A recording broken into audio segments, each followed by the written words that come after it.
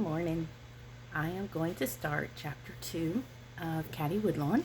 Remember this book that we're reading. So what we read earlier, chapter 1, we learned about the three adventurers, Caddie, Tom, her older brother, and Warren, her younger brother. They went on an adventure and they saw the Indians building a canoe, and Indian John, who is their friend, was building the canoe. Indian John, and there's Caddie, and then there's Indian John's dog. So they were having a great time watching them all day. Lost track of time. Had to go back across the river, and Caddie stayed to gather hazelnuts and got home late. And she ran in the door, and the circuit rider was there, and she dropped her hazelnuts all over the floor. So let's see what happens. "How do you do, Caroline Augusta?" said the circuit rider in his deep voice, the voice which filled the schoolhouse with the fervor of his praying. The circuit rider was the only person who bothered to remember that Caddie was really Caroline Augusta, and that Hetty was Henrietta. He turned his dark, deep-set eyes on Mrs. Woodlawn, who sat beside him at the end of the long table. "When are you going to begin making a young lady out of this wild Indian?" "Mrs. Woodlawn," he inquired. The cameo brooch, which she wore only on Sundays or special occasions, rose and fell on Mrs. Woodlawn's bosom. The cameo earrings trembled in her ears. She answered in as calm a voice as she could muster, You must ask my husband that question, Mr. Tanner." "Caddie," said Mr. Woodlawn abruptly, "don't stand there staring, my child. Get washed and to the table." Caddie disappeared in an instant, but as she went, she heard her father saying, "Yes, Mr. Tanner, it is my fault that Caddie is running wild. Instead of making samplers and dipping candles, I will tell you why." Caddie heard no more, but she knew what father had to say. She loved to hear him say it in his deep, quiet voice. He would be telling how frail she and little Mary had been when they came to Wisconsin from Boston, and how, after little Mary had died, he had begged his wife to let him try an experiment on Caddie. "Harriet," he had said, "I want you to let Caddie run wild with the boys. Don't let her keep her in the house, learning to be a lady. I would rather see her learn to plow than make samplers. If she can get her health by doing so, I believe it is worth trying. Bring the other girls up as you like, but let me have Caddie." So, for 7 years, Caddie ran the woods with Tom and Warren. She was no longer pale or delicate. She was brown and strong, and if Tom climbed a tree, Caddie would climb a taller one. And if Warren caught a snake, Caddie went after a longer one. Her mother and sisters looked at her and sighed, but her father smiled and knew that he had been a good doctor. As these things went through her mind, Caddie ran a comb through her tangled curls, splashed water over her red, dusty face. A few moments later, when she slipped silently into her place between Tom and Warren, the grown-ups were talking of something else, and no one paid any attention to her. Tom and Warren, still a little untidy and flushed after the afternoon's escapade, glanced at her mischievously. They had come through the barn and seen the circuit rider's horse munching oats in the extra stall. Hastily, they had cleaned themselves at the pump and got to the supper table in the very nick of time. Across the table, Clara, Hetty, and little Minnie, in white aprons and neat braids, sat up straight, clean, with their eyes poised piously on the circuit rider's face. Even baby Joe in his high chair, trying his new teeth on a silver spoon, was in spotless white. Mrs. Conroy, the hired girl, moved about the table with fresh supplies of food. Her eyes rested on Caddie in silent amusement. Caddie was her favorite among the Woodlawn children, largely because of the amusing scrapes the child got herself into. Mr. Woodlawn sent a heaping plate of beans and brown bread down to his second daughter, and Caddie ate obediently. but she was smarting with disgrace. Beneath the table, she could still feel some of her hazelnuts rolling about under her feet, and the circuit rider had asked Mother when she intended of making a young lady out of her. A young lady, indeed. Who wanted to be a young lady? Certainly not Caddie, but still there were times when it was uncomfortable not to be one, even with Father's loyal support. They were talking about the Indian massacres now, and forgetting herself, Caddie began to listen. Nowadays, everyone talked about the Civil War, which seemed far away from Wisconsin, and of the Indian massacres, which seemed uncomfortably near. It's those Southerners who come north and incite the Indians to rebellion just to make more trouble for the North, said Mrs. Woodlawn decidedly. Yes, said Mr. Tanner. I fear that we cannot trust the Indians, even when they seem to be friendly.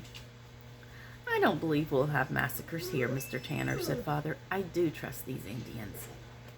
It's true enough that they ought to be loyal to us, cried Mrs. Woodlawn, smiling at her husband.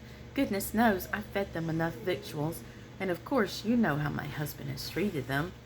Someone told me that you had remodeled the guns of the whole tribe, Mr. Woodlawn. Is that possible? Asked the circuit rider. Mr. Woodlawn laughed. Well, he said, that's about the size of it, although that wasn't my intention when I started. As a compliment to the chief of the tribe, when I came here to install the mill, I replaced the old flintlock on his gun with a spring lock. The old fellow was delighted. I thought that was the end of the affair, but the next day when I went to the mill, there was the chief waiting for me with his whole tribe, and every man of them had brought his flintlock gun to have the spring lock put on it. It kept me busy for a week, but the mill company was glad to pay for the locks to ensure the Indians' friendship. We've never regretted it, and I don't think we shall have cause to later. The children loved this familiar story, and were sorry when the conversation drifted on to other things.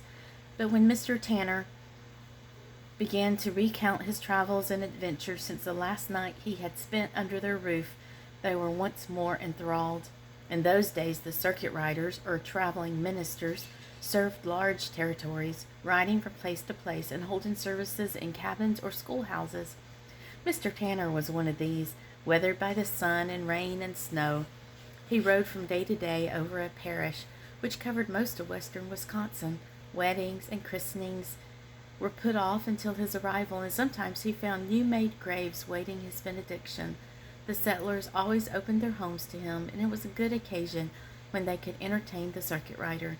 Everyone stood in awe of him. He was not only a man of God who could wrestle in spiritual battle with angels and spirits of evil, but it was said that there was not a man on his circuit who could show a strength of muscle equal to his. A circuit rider who could stroke. When in his deep voice he spoke of punishment for sinners, the little schoolhouse seemed to be filled with the crackling roars of the fires of hell.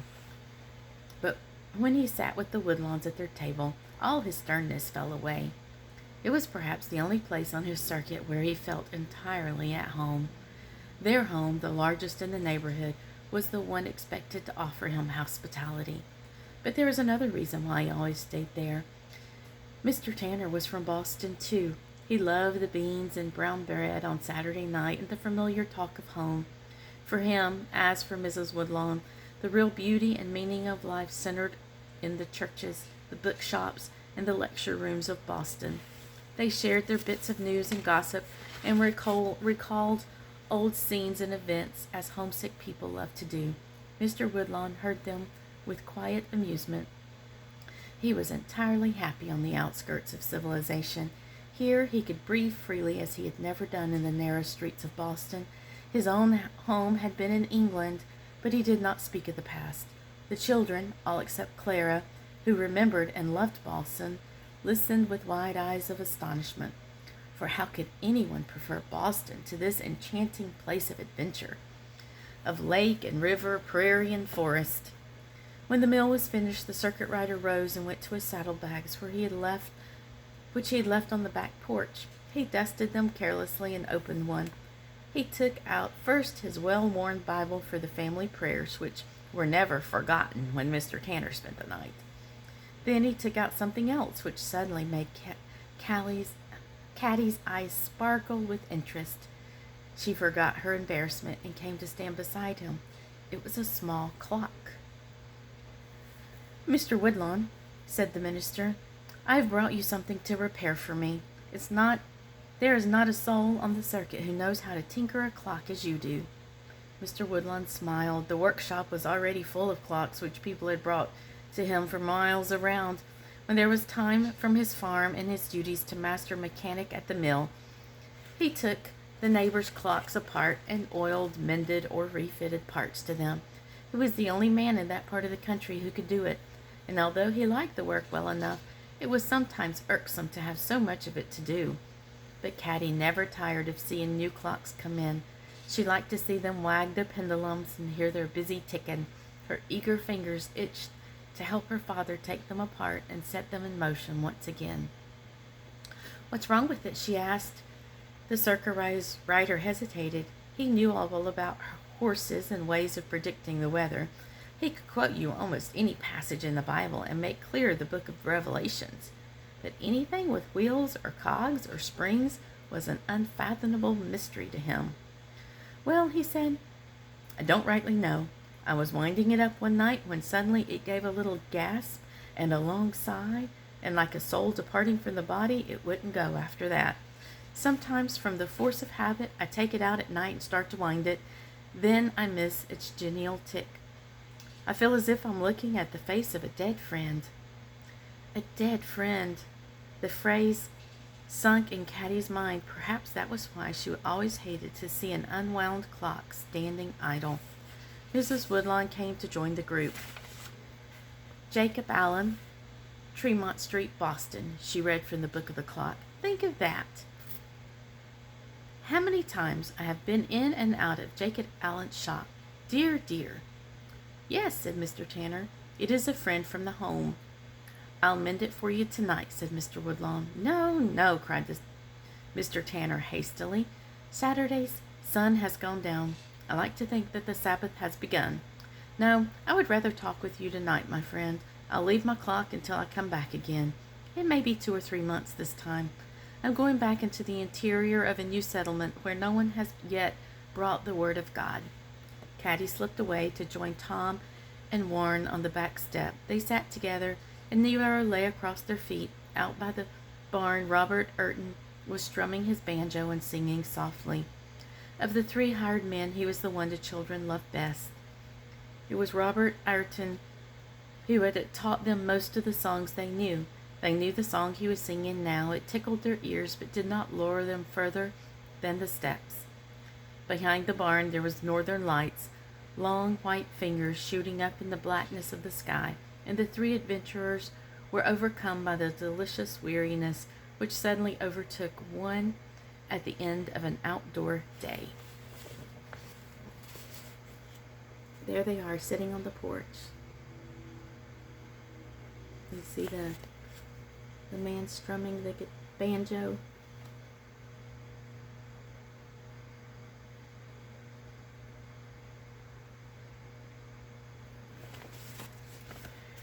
"Golly, tomorrow, no, Monday," said Tom, "I'm going to make a canoe like the one the Indians were making. A little one, with birch bark and pitch." But Caddie and Warren did not bother to answer. Presently their mother came to the door and called them in to family prayers. They were a little stiff and unaccustomed to their knees, for they were used to saying their prayers in bed. Everyone was there. Even Robert Urton came in too, looking uneasy and strange with neither a pitchfork nor a banjo in his hands. The yellow lamplight slanted across the bowed heads. Only half listening to the words, Caddie felt herself being lifted and borne along by the circuit rider's voice.